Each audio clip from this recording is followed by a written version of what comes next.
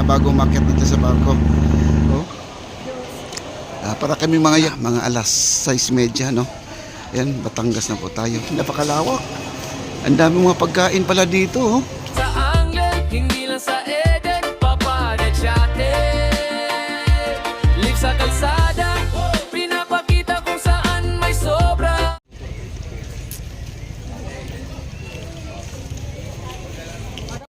Ayan po guys, papasok na po tayo sa Batangas Port, mga kaibigan. Dito sa pier na po tayo. At saka yung ating mga parking. Alas 5 na po ang alis ng ating ferry. Ay ano na, mga alas 6:30, no? Ayan, Batangas na po tayo. Batangas Port. Bago na po, napakaganda pong port nila. Dati, napakaliit lang to. Ngayon, no? Ganda. Wow. Let's go! Kukuha na tayo ng ticket. Ayan, nakapasok na po tayo guys. Wow, ang ganda oh. Grabe ang aircon, napakalakas. At saka may mga pagkain na pala dito. Ayan, Chowking yata, yan oh. Saka windows. Okay. Parang airport na rin, napakaganda. Ito yung Batangas Port, mga kaibigan. Ay, grabe ang haba ng biyahe namin mula Maynila. Umalis kami doon ng alas 3, nakarating kami ng alas 4:30. Na mga 1 oras kalahati pang biyahe.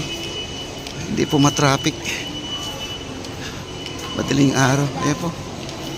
Dito po kukuha ng ticket dyan sa Montenegro, mga kaibigan. Montenegro po ang ating sasakyan mamaya. Mayroon ditong Starlight Ferries. Oh. Eh, siyempre naman, medyo may kamahalan yan, mga kaibigan. Ayan. Ay, napakalaki, napakalawak. Ang daming mga pagkain pala dito, oh. Daming kainan. Ayan. Doon tayo sa may unahan. Doon sa kabila ang departure. Baka ito ay arrival na. Oh, doon tayo sa kabila. Ang laki ng restaurant nila, oh, ito, oh. Wow. Ang laki.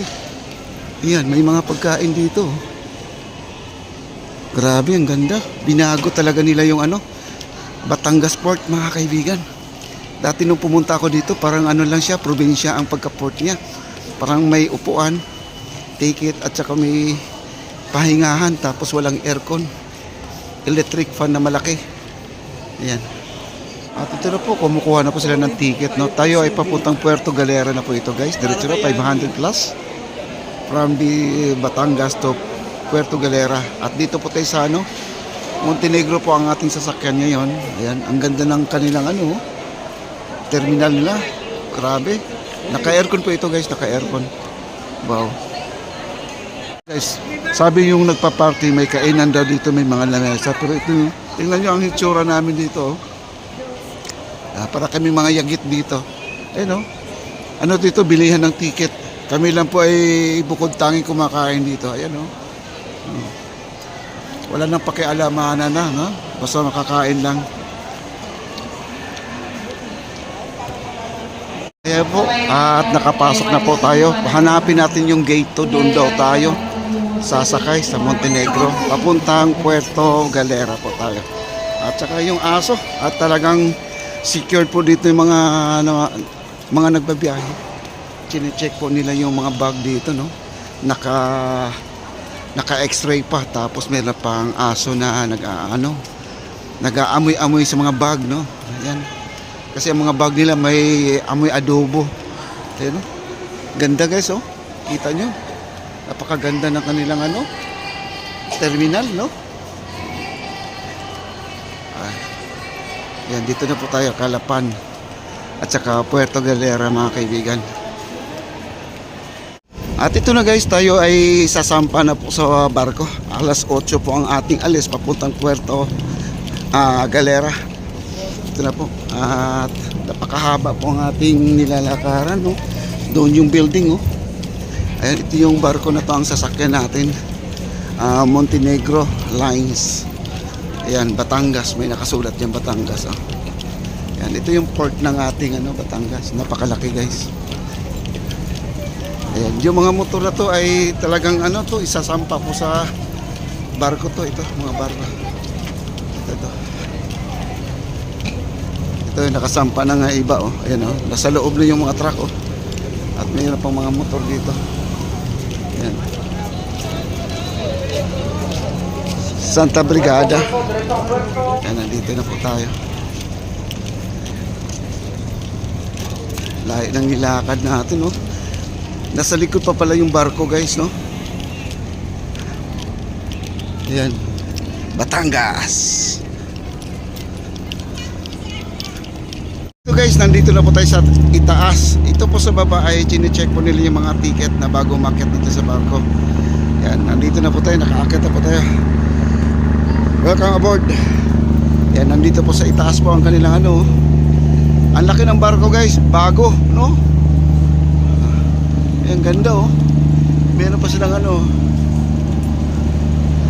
Ayan. Dito papasok tayo. Nandito yung kanilang upuan. Aircon guys, grabe. Aircon pala itong loob nito. Napakaganda oh. Oh.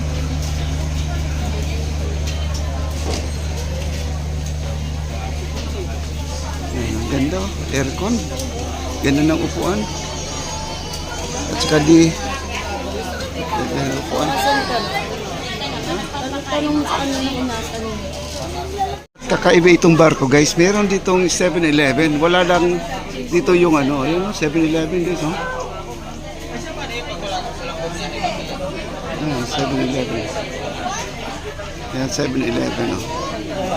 So, alright guys, tayo po ay palis na o. Ayun o. Kailan lang kanina ay pinapakita ko sa inyo ay nagkukulit po sila ng mga ticket no? At nag-check.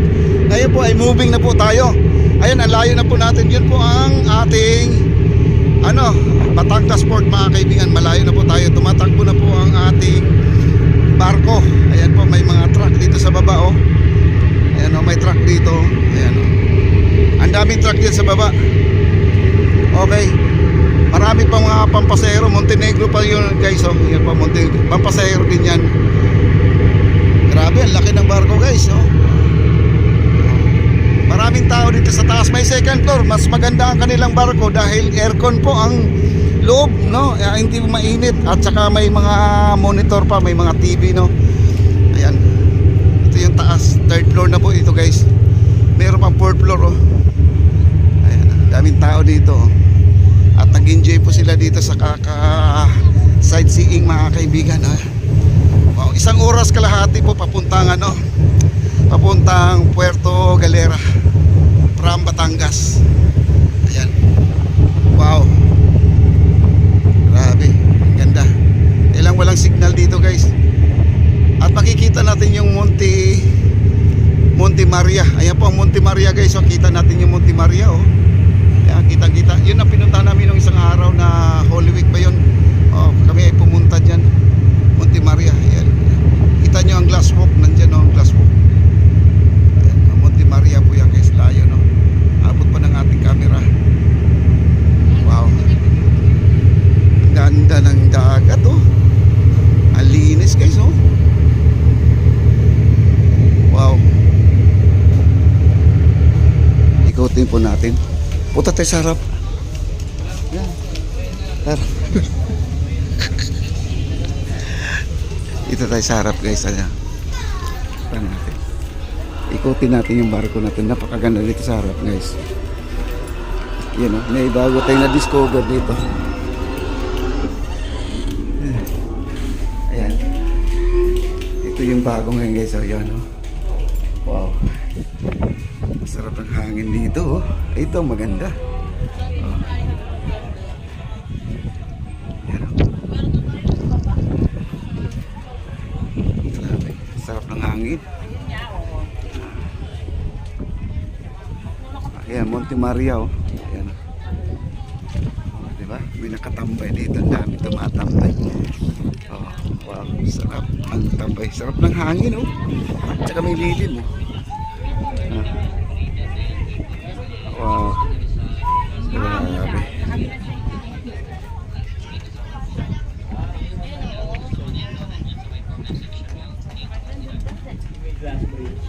Ay, sa wakas guys, nakarating na po tayo dito sa ating Port of Puerto Galera. Ito Ito po yung kanilang port mga kaibigan, napakaliit lang po, no? Pero napakaganda. Pero ito guys, darating ang panahon, ito ay mag-improve na rin to at lalawak na rin tong area ng ating Port of Puerto Galera mga kaibigan, no? Ano? Ang linis ng dagat nila guys.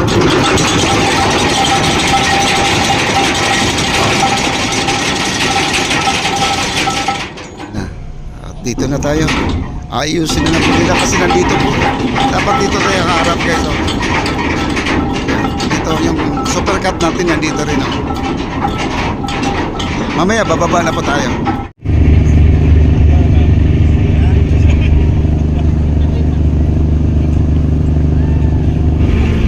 Ayan, aabante na.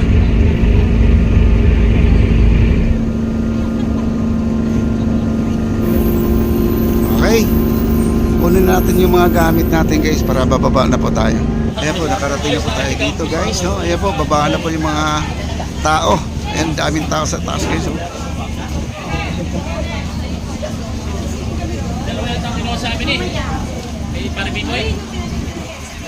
Daming pasahero. Baka nasa 600 to 700 siguro ang pasahero ito ngayon. Ayan. Nag-jeep na lang po kami guys. Ang sundo namin na L3. Hindi tumupad sa usapan. Nag-jeep na lang kami. Ayan. Ayan, nag-jeep na lang. Medyo 30 minutes na po ang biyahe namin papunta doon sa aming destination. Alright guys, nandito po tayo sa may Tamaraw, no? Ito yung Tamaraw na pinaka-landmark nila dito. Yan. May Tamaraw, yan na.